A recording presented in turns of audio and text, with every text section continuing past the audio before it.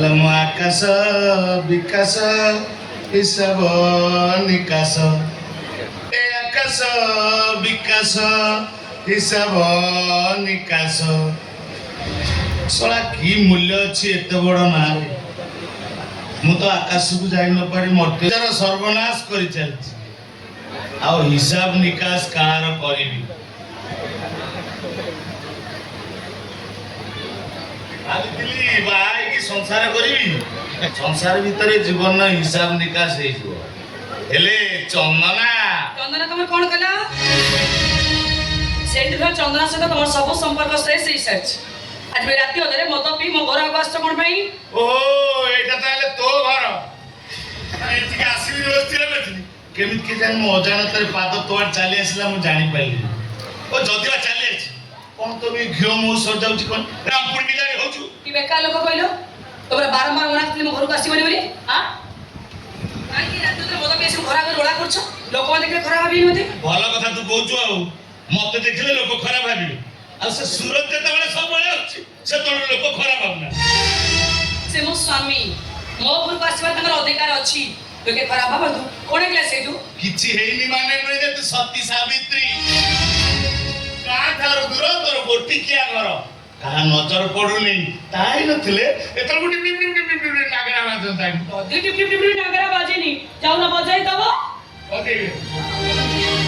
ମନା କରୁଛି କି ଲୋକେ କହିବେ ବୋଲି, ଲୋକେ ଖରାପ ଭାବିବେ ବୋଲି ମୋ ସ୍ୱାମୀ ଆସିବା ପାଇଁ ମନା କରିଦେବି। ସିଏ ତ କି ସ୍ୱାମୀ? ସ୍ୱାମୀ ନୁହନ୍ତି, କିଏ ମୋ ସ୍ୱାମୀ? ମୁଁ ତତେ ବାଲିରେ ବିବାହ କରିଛି। କୋଉଦିନ? ମୁଁ ତ ସ୍ୱାମୀ, ତୋର ମନେ ପଡୁନି। ମୁଁ ତ ସ୍ୱାମୀ ବୋଲି ଜାଣିପାରୁନି। ହଁ ନା ଆଉ ସେଇଟା ହଉଛି ଲମ୍ପଟ। କେବଳ ତତେ ଭୋଗ କରିବା ପାଇଁ ସେଦିନ ଶଙ୍ଖା ସିନ୍ଦୁର ପିନ୍ଧେଇ ଗୋଟେ ନାଟକ କରିଦେଲା। ଏ କଥା ମୁଁ ଠିକ ବୁଝିଛି। ଆଶ୍ଚର୍ଯ୍ୟ କଥା ତମେ କହୁଛ। ଆମର ମନ୍ଦିର ହେଇକି ବିବାହ କଲୁ, ନାଟକ ଆସିଛୁ କାହିଁକି? ଆଚ୍ଛା ଯଦି ତୁ ତା ସ୍ତ୍ରୀ ତାହେଲେ ତତେ ଘରକୁ ନଉନି କଣ ପାଇଁ? ସବୁବେଳେ ଚୋରଙ୍କ ଭଳି ଆସି ମିଶିକି ଯାଉଛି କଣ ପାଇଁ? ଦେଖ এইটা হচ্ছে ମୋ ବ୍ୟକ୍ତିଗତ କଥା। ମୋ ବ୍ୟକ୍ତିଗତ କଥା ଭିତରେ ସମସ୍ତ କଥା ହବ, କାହା ତମ ଇଚ୍ଛା ବି କରୁନାହିଁ। ମୁଁ କଣ ତୋ ଇଚ୍ଛା ଚାଲିବି ନା କଣ? ତ ପ୍ରୋବ୍ଲେମଟା କୋଉଠି? ମୁଁ କିଛି ବୁଝିପାରୁନି। କାଇଁ ମୋ ପିଛା କରୁଛ ମୁଁ ବୁଝିପାରୁନି। ପ୍ରୋବ୍ଲେମଟା ଏଇଆ ଯେ ତୁ ସେଠିକି ଗଲେ ତ ଜୀବନ ନର୍କ ହେଇଯିବ। କୋଉଠି ରହିବି? ମୁଁ ଥାଉ ଥାଉ ତତେ କେବେ ଆଉ କାହାର ହବାକୁ ଦେବିନି। ହେଇସାରିଲେଣି ତଥାପି ଚଳେଇ ଦେବି।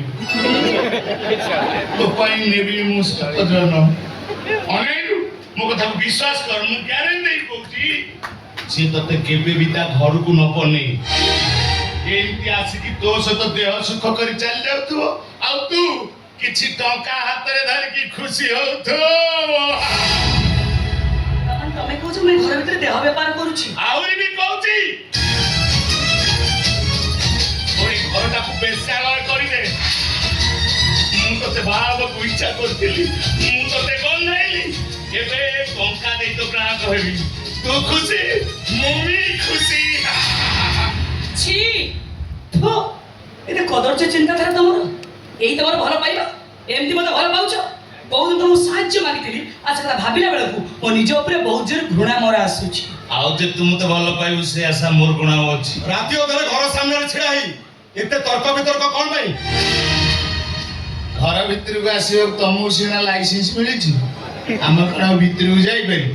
ସେଥିପାଇଁ ବାହାରେ ବାହାରେ ଠିଆ ଠିଆ ଟିକେ ମଜା ନଉଛୁ। ମୁଁ ଆସୁଛି ଲୋ ରଜ ସୁନ୍ଦରୀ। ପାଣି କେନ୍ଦୁରୀ ହବା ପୂର୍ବରୁ ନିଜକୁ ସଜାଡ଼ି ଦେ, ତା ନହେଲେ ଅଖା ଦଉଥିବୁ ଗୁଣ ଗାଉଥିବୁ। ସୁବିଧାନି କଣ କହିଲି ମୁଁ? ଯାଉନୁ କାଇଁ ମୋ ପିଛା କରୁଛୁ? ଆନାଉନ୍ସମେଣ୍ଟ ସାର୍ ଦେ। ଆମେ ଶୁଣିବୁ ତୁ କହିଲୁ ଏଠୁ। ଆମର ବେପାର ଦରକାର ନାହିଁ, ପ୍ରଚାର ଦରକାର।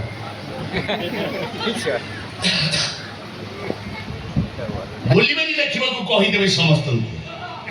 ଆଜି ଯାତ୍ରା ରଜ ସୁନ୍ଦରୀ କଣ୍ଟା ବାଡ଼ ରଙ୍ଗୀନ ରଙ୍ଗମଞ୍ଚରେ ଆପଣମାନଙ୍କୁ ଭେଟିଦେବ ତା ଅନୁଷ୍ଠାନ super duper hit love romance drama ରାତିକି ଆସିଗଲେ ନାଗର ମୋର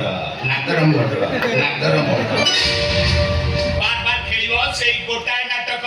ରାତିକି ଆସିଗଲେ ନାଗର ମୋର